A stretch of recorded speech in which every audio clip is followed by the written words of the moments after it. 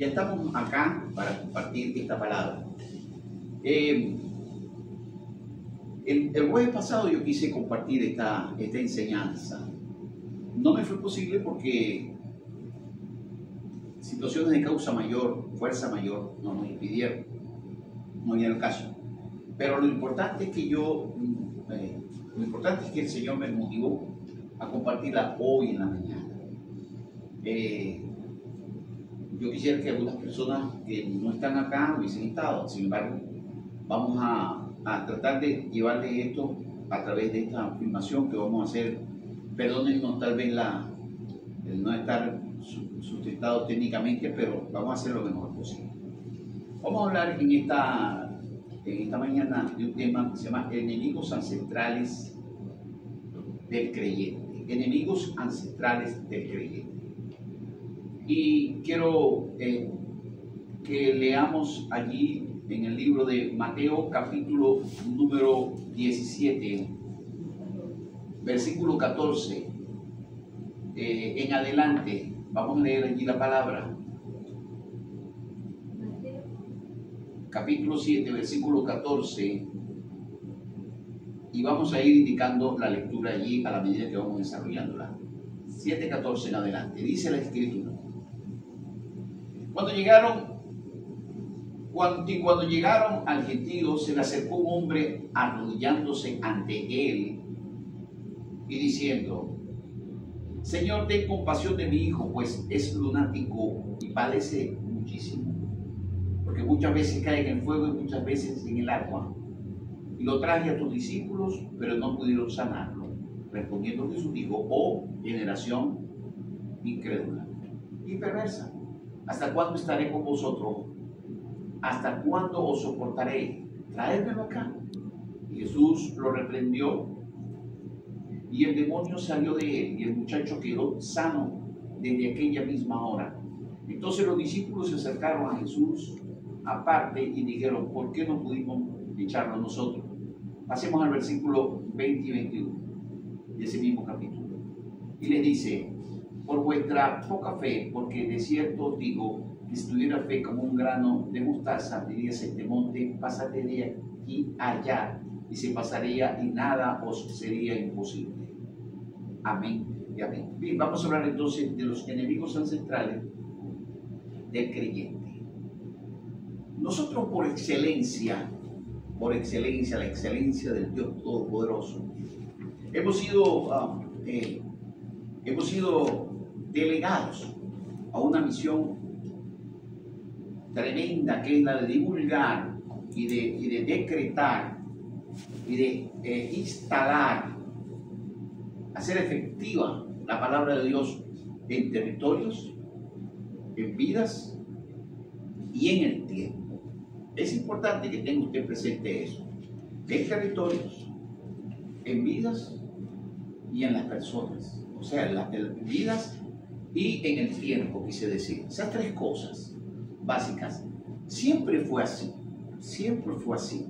El Señor actuando a través del hombre, redimiendo a través del hombre, para instalar el reino en el corazón de los hombres, para instalar el reino en un espacio físico, para instalar el reino o traer el reino en un tiempo adecuado.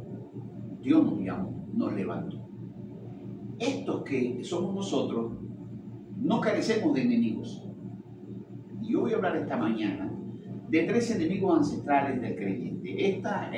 Esta conferencia, esta predicación, esta enseñanza está en consonancia con una serie de enseñanzas que estaban bajo el título general de el intercesor profético o la intercesión profética. De hecho, este tema que voy a tomar está relacionado con el intercesor profético y no con la intercesión profética, aunque deriva de él. Dentro de la dinámica de la vida, te vas a encontrar con tres enemigos como creyente. Te vas a encontrar con tres enemigos generacionales, ancestrales. Ancestrales es que son de mucho tiempo. Y ellos son, y nos vamos a enfrentar a ellos, y ellos son los que van de alguna manera a a bregar contigo para detener el propósito de Dios en ti. Vamos a ser enfrentados, vamos a enfrentarlo, vamos a enmascararlo.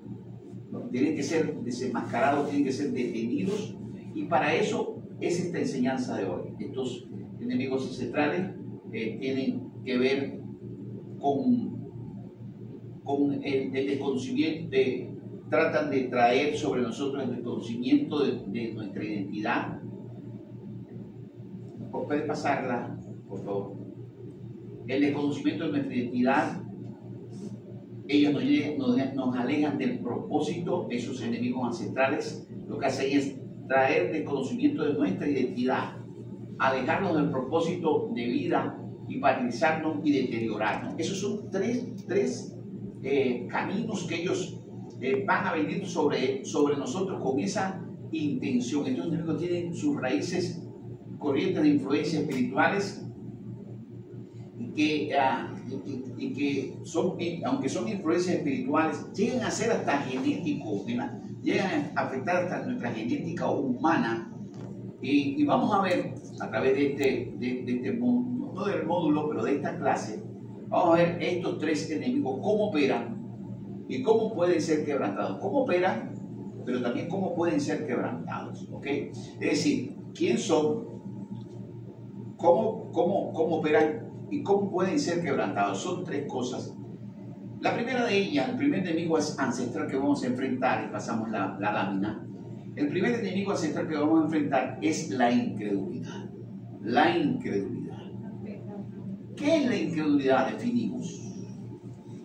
El término bíblico es apatía o apistía, que implica cierta obstinación. Cuando alguien es incrédulo, es obstinado, es terco.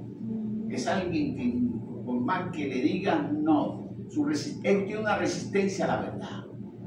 Hay una resistencia a la verdad, a la desobediencia. Es decir, no entiende lo revelado. No. O sea, él digamos que se autoalimenta o se retroalimenta de las cosas que él tiene. Y son tradicionales. Las cosas generalmente que lo mantienen él son las tradicionales. No sale de esa esfera y de esa posición. Cuando hablamos de la incredulidad no está en el hombre del mundo.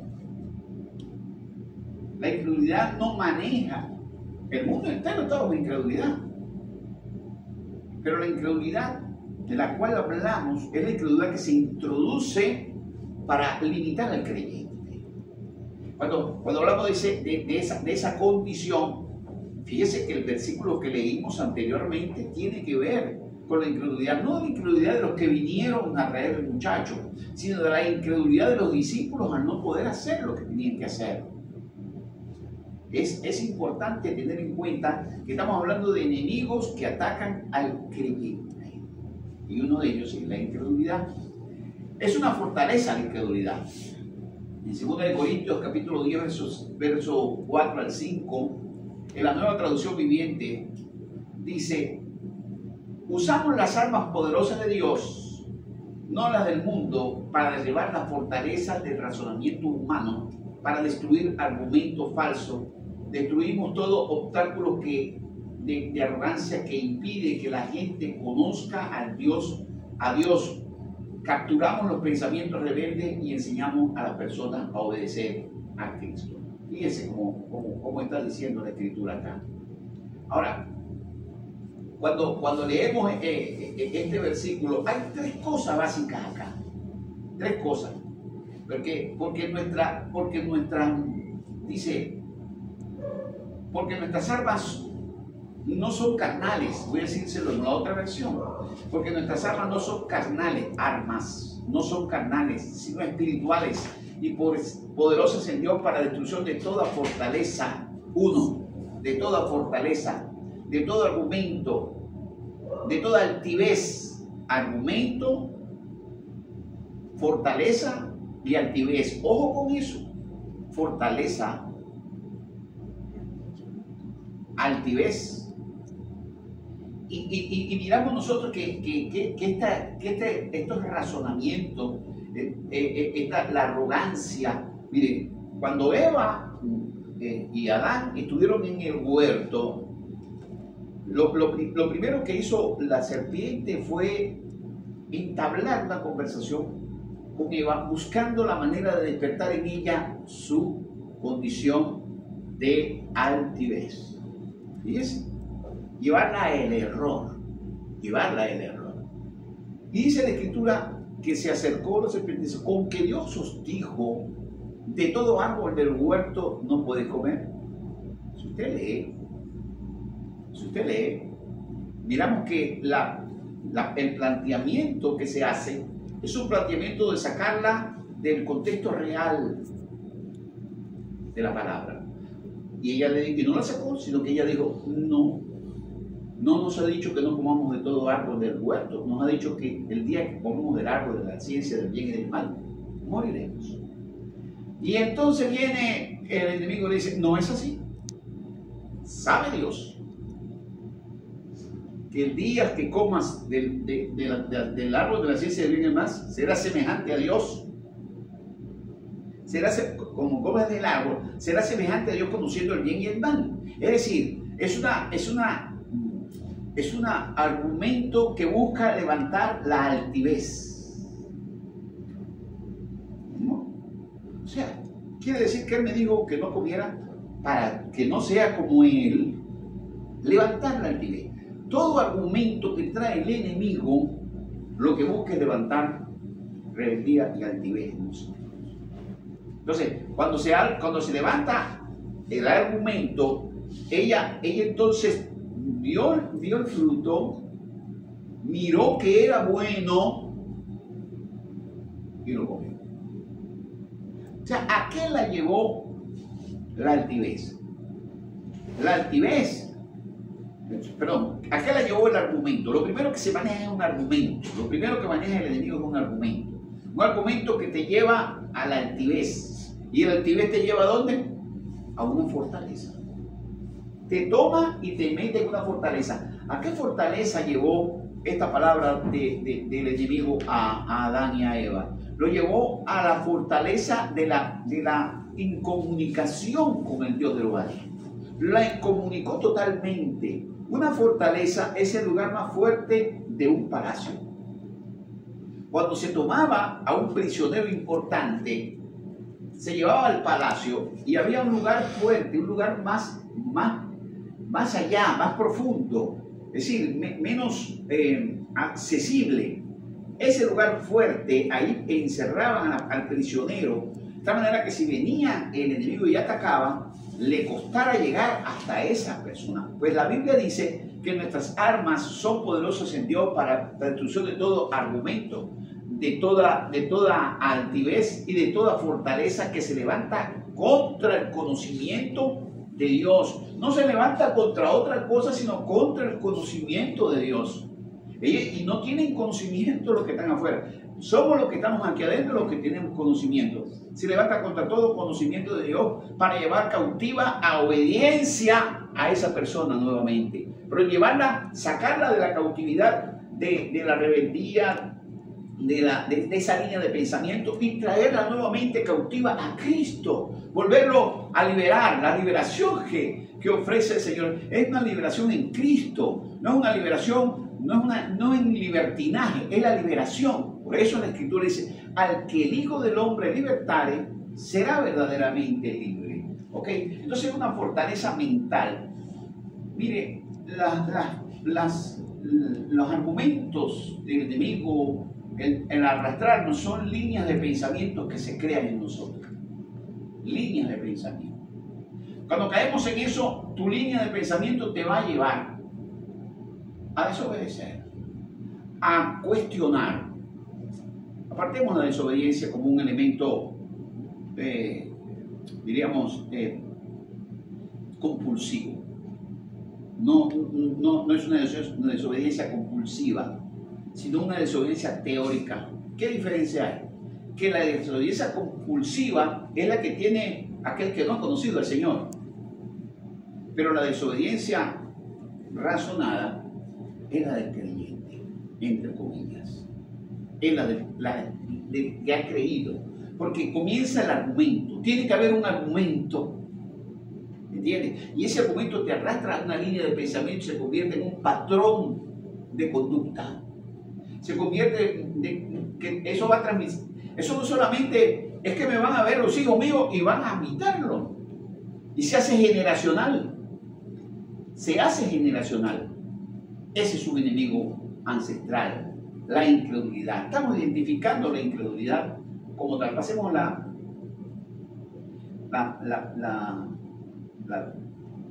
okay. Ahí está el versículo. Nuevamente leamos. Cuando llegaron al gentío, se le acercó un hombre arrodillándose ante él y diciendo: Señor, hay una queja. Señor, ten compasión de mi hijo, pues es un lunático. Él decía que era lunático, sabía que era un demonio. Y padece muchísimo porque muchas veces cae en el fuego y muchas veces cae en el agua. Y lo traje a ¿quién? A tus discípulos, pero no pudieron sanarlo. Respondiendo Jesús y dijo: generación, es eso lo que impedía hacerlo. Generación incrédula y perversa, ¿hasta cuándo estaré con vosotros? ¿Hasta cuándo os soportaré? Traédmelo acá. Y Jesús lo reprendió y el demonio salió de él y el muchacho se quedó sano desde aquella hora. Y entonces los discípulos se acercaron a Jesús. Aparte le dijeron: ¿por qué no pudimos echarlo nosotros? Y le dijo: por vuestra poca fe. ¿Qué relación hay entre la fe y la incredulidad? Todo. Todo. Entre la fe y la incredulidad hay todo. ¿Entiendes? Es decir, o tienes confianza o no la tienes. O tienes fe o tienes incredulidad. No hay término medio. No se puede obedecer a medias. No se puede tener fe a medias. Dice: porque de cierto digo que si tuviera fe como un grano de mostaza, no que echaría fuera este demonio, le dirías al monte: monte, quítate, apártate de allá, y se pasaría y nada os sería imposible. Una de las cosas que no es la montaña la que te detiene. No es la montaña lo que te detiene, la incredulidad. No es la montaña la que nos detiene. Y nosotros somos creyentes para establecer el reino. Y tenemos que desenmascarar definitivamente a la incredulidad que detuvo a tantos.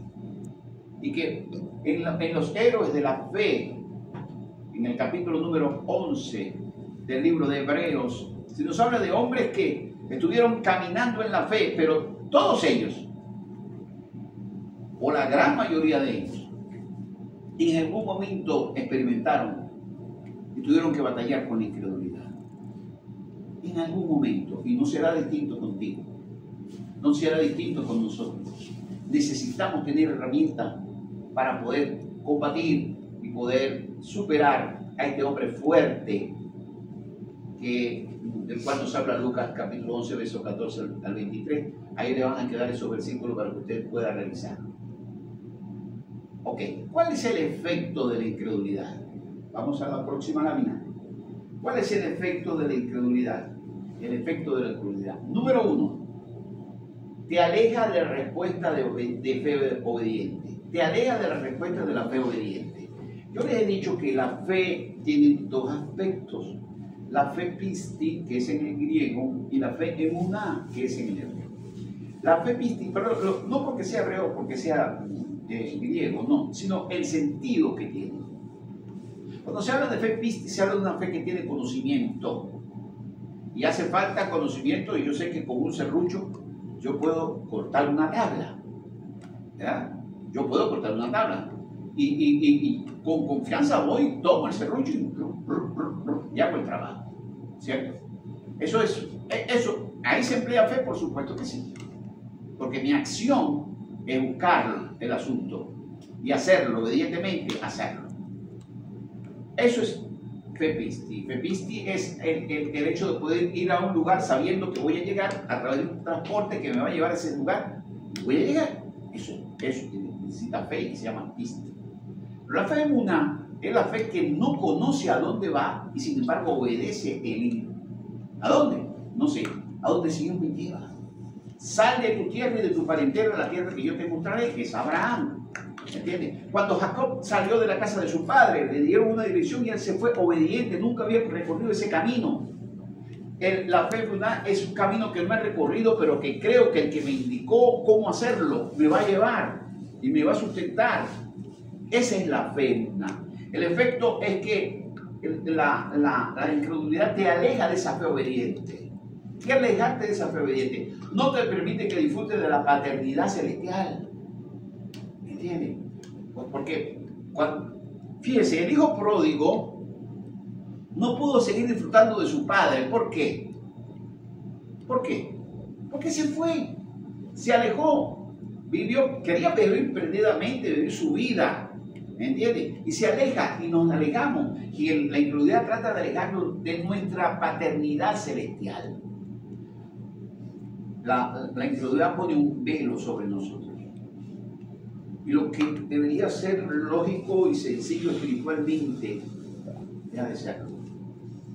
Y nos encerramos en nuestra escasez, o en la enfermedad, o en el conflicto. No miramos más allá.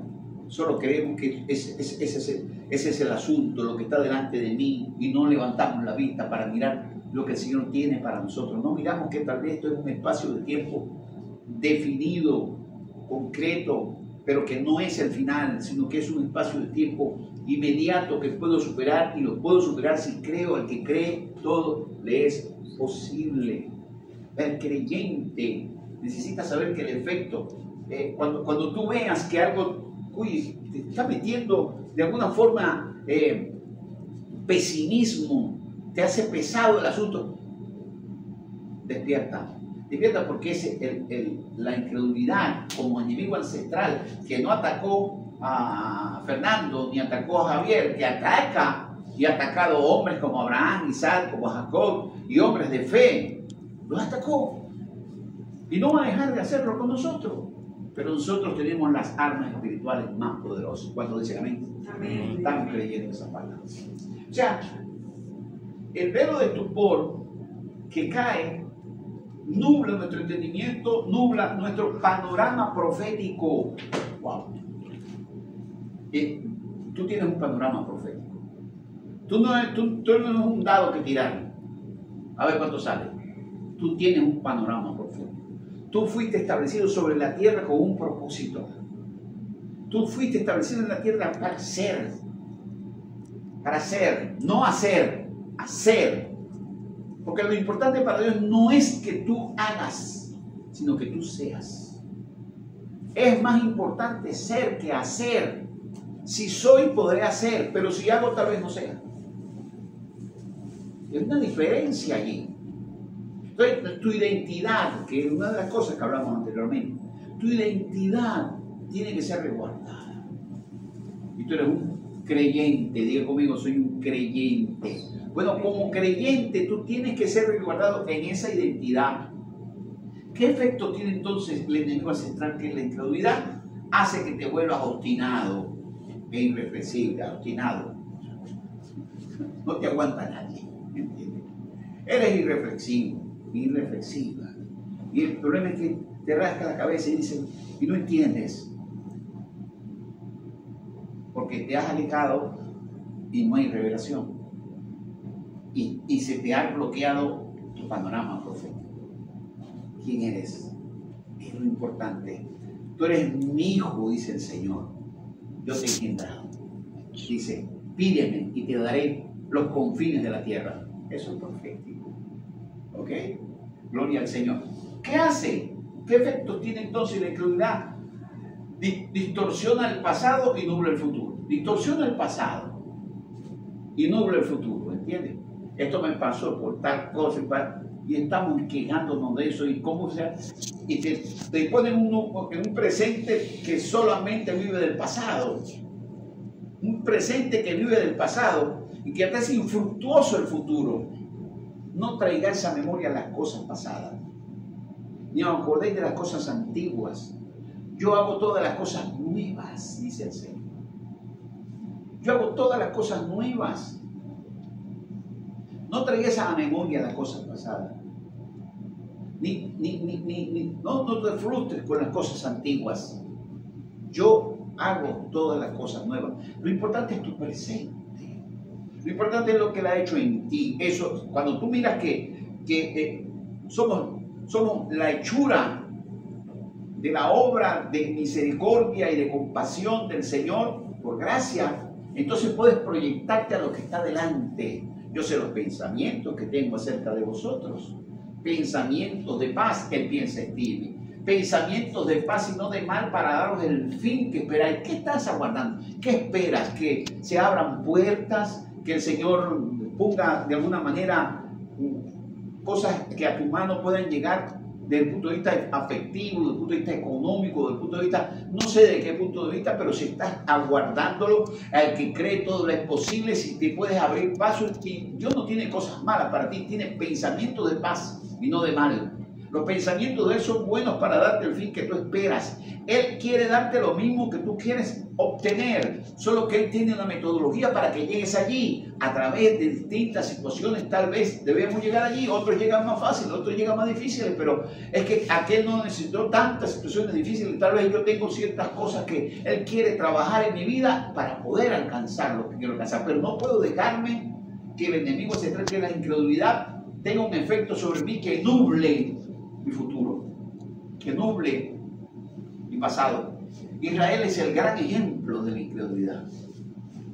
Como Israel es el ejemplo de la fe, el ejemplo de la incredulidad. Todos los problemas de Israel vividos han sido por causa de la incredulidad. Y un incrédulo arrastra a los demás a la incredulidad. Un incrédulo te puede meter en problemas. ¿Entiendes? ¿Quién tenía más confianza en el Señor que Moisés? Pásala. Ok. Fíjese, ¿no? Pero Yahvé dijo a Moisés y a Aarón: por cuanto no creísteis a mi palabra para santificarme a la vista de los hijos de Israel, no introduciréis a esta congregación en la tierra que les ha dado. ¿Cómo llegó hasta allí la situación? Si usted mira el contexto de este pasaje, encontrará que hay un pueblo quejándose porque tiene sed. El mismo pueblo que había visto abrirse el mar en dos. El mismo pueblo que había visto llover maná. El mismo pueblo que había visto las plagas de Egipto. Ver ser vencido a Faraón. Y no basta con eso. Porque nuestra relación debe renovarse día a día. O sea, como decir, no vivir de glorias pasadas, pero no olvidar lo que el Señor ha hecho con nosotros. Yo no puedo olvidar la gloria pasada, pero tampoco puedo olvidar lo que Él ha hecho por mí. Hay cosas nuevas. Yo hago todas las cosas nuevas. Entonces, cuando nosotros notamos esto, este hombre, Moisés y Aarón, tuvieron que traer al pueblo delante, luego de recibir una palabra de Dios diciéndole que Él iba a confirmar el asunto y que iba a hacer salir agua de la peña. Ellos hablan a la peña y la golpean, pero no santifican al Señor delante de la congregación por el apuro, por la incredulidad. Y esto tiene un efecto. Toda incredulidad trae un efecto, hermano, lamentablemente. Y así miramos nosotros que Israel es el ejemplo de la incredulidad.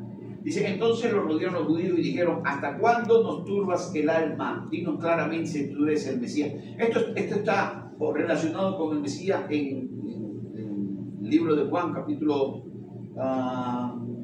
10, versículo 24-27. Aquí tenemos otro aspecto de la incredulidad. Entonces lo rodearon los judíos y le dijeron: Israel es el pueblo de la fe.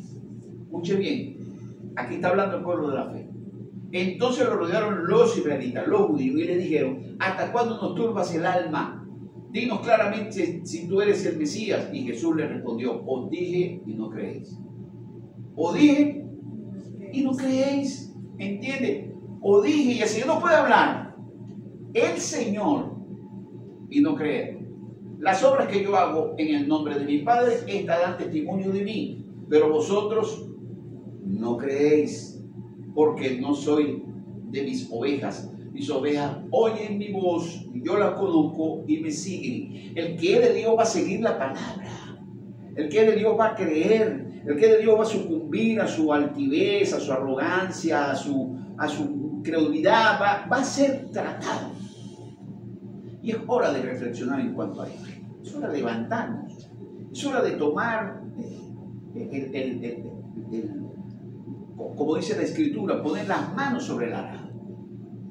¿Ah? El que pone las manos sobre el arado no puede mirar hacia atrás. ¿Por qué? Porque el surco que abra va a ser desviado y el surco tiene que estar derechito. El surco que abras a la tierra para sembrar tiene que estar. Tú no has visto nunca, tú perfectamente una recta, la que abra el agricultor. No está. ¿Por qué? Porque presta atención. Lo que está diciendo el que pone sus manos en el arado, preste atención. Mira hacia adelante. No mires que fulano creyó, que el Señor no cayó, que fulano. No. Tú tienes una relación particular con el Señor. Tú eres un intercesor profético.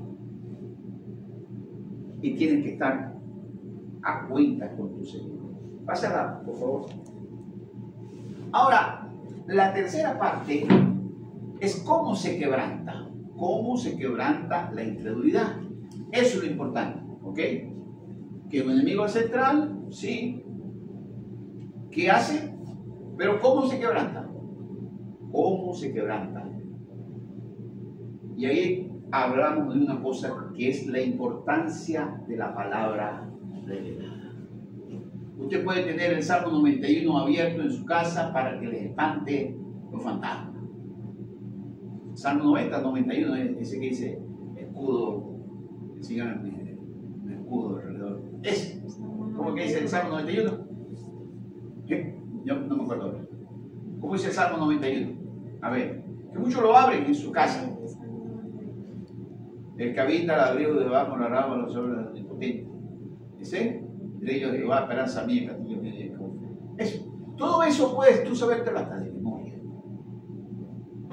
No cuenta. No cuenta. Eso tiene que tener revelación. Es la palabra revelada. La palabra revelada es aquella que es con martillo que quebranta la piedra. Es la palabra revelada. Cuando dice no, es que yo conozco también, pero es que no actúo sobre esa palabra. Tú tienes que actuar sobre la palabra, y eso es la revelación. La palabra revelada es un argumento mayor y más fuerte que tiene poder para quitar el velo, desatar las ligaduras, la fortaleza, saquear al hombre fuerte. Saquear al hombre fuerte. Y volvemos a 2 Corintios, capítulo 10, versículo 4. Porque nuestras armas no son carnales. No es que tengo un cheque que estoy esperando. Qué bueno que tengas un cheque que estés esperando. Pero entonces nuestras armas no son carnales, sino espirituales. Yo siempre me viene a la mente este señor, lamentablemente, que murió, el creador del Apple. Steve Jobs, algo así era. Algo así. Ese señor, cómo fue secándose por una enfermedad terrible, lamentable. Una mente brillante, un hombre brillante, pero que comenzó a enfermarse. Y él dijo una palabra: yo daría toda la fortuna que tengo por alguien que tomara esta enfermedad. La palabra revelada dice que Él llevó nuestras enfermedades, Él sufrió nuestros dolores. El castigo de nuestro Padre fue sobre Jesús, sobre Cristo, y por su llaga nosotros fuimos curados. Luego tiene toda la fortuna del mundo y no funciona. Funciona la palabra revelada. La palabra revelada, aferrarte a ella. Si tú te aferras a la palabra revelada y mueres, ganaste. Ganaste porque no hay manera de perder. Esto es ganar. ¿Entiendes? Tu fe es ganar. No importa, porque dicen que algunos taparon boca de leones, en el capítulo 11 del libro de Hebreos. Otros derribaron reinos, otros taparon boca de leones, apagaron fuego, pasaron por las aguas, pero otros fueron aserrados, quemados, lastimados. Pero todos tuvieron una corona de victoria. ¿Entiendes? ¿Dónde vamos a ser contados? Ya el Señor sabrá en qué vamos a ser contados. Nosotros lo que tenemos es que caminar sobre la palabra revelada. Nuestras armas no son carnales, sino espirituales y poderosas en Dios para la destrucción de toda fortaleza, de todo argumento y todo aquello que se levanta contra el conocimiento de Dios, para llevar cautivo al conocimiento de Cristo a todas las personas, a todo aquel que cree. Eso es. ¿Cómo se quebranta? Se quebranta cuando somos, la incredulidad se quebranta cuando somos expuestos a la verdad. La incredulidad, que es de lo que estamos hablando, el primer enemigo ancestral, se quebranta cuando somos expuestos a la verdad. Y conoceréis la verdad, y la verdad os hará libre.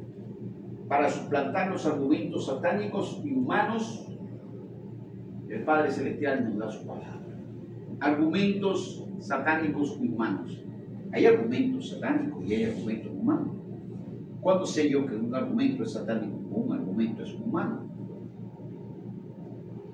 Los argumentos humanos, el argumento humano trata de alguna manera con los aspectos almáticos, con los aspectos emocionales, con los aspectos cognitivos, con los aspectos de decisiones en tu vida.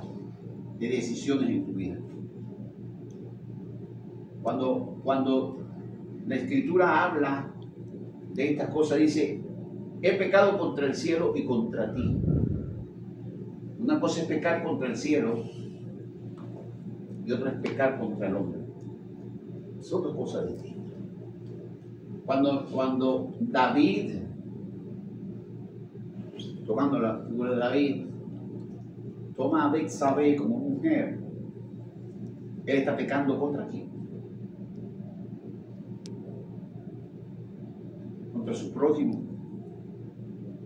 al tomarla. Cuando lo mata, porque lo mata, cuando esconde, cuando es alevoso, peca contra el cielo. ¿Sí entiendes? Entonces, cuando nosotros miramos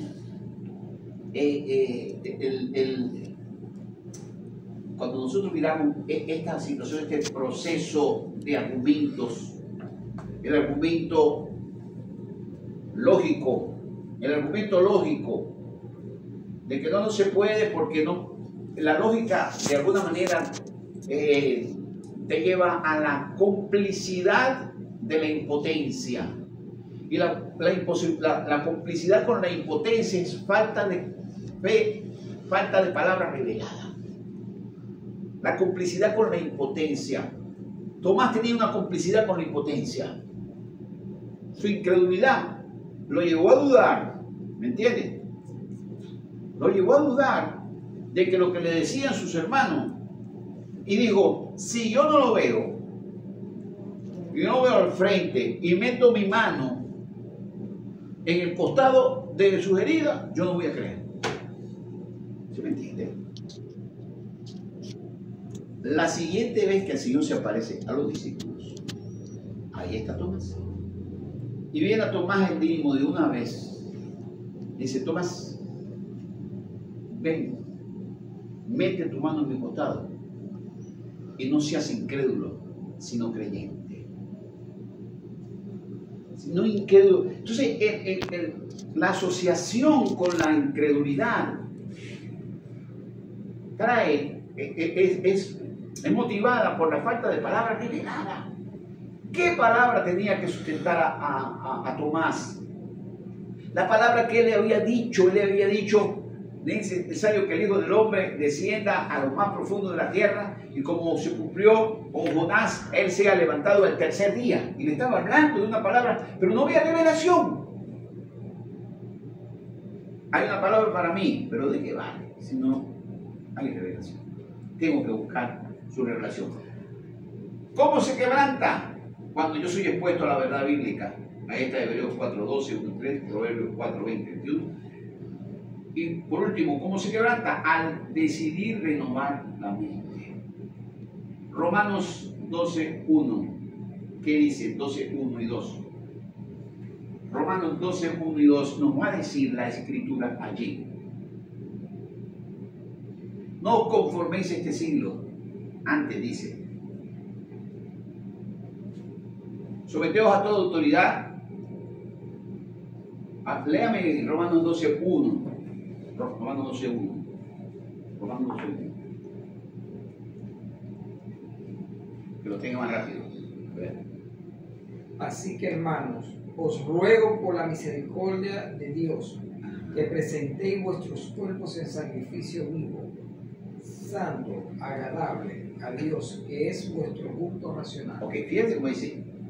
Así que, hermanos, ruego por la misericordia de Dios, ¿verdad? Que presentéis vuestros cuerpos en sacrificio vivo, santo y agradable a Dios, que es vuestro culto racional. Eso se llama quebrantamiento. Eso se llama quebrantar al hombre natural. Quebrantar al hombre en el cual se puede alojar la incredulidad.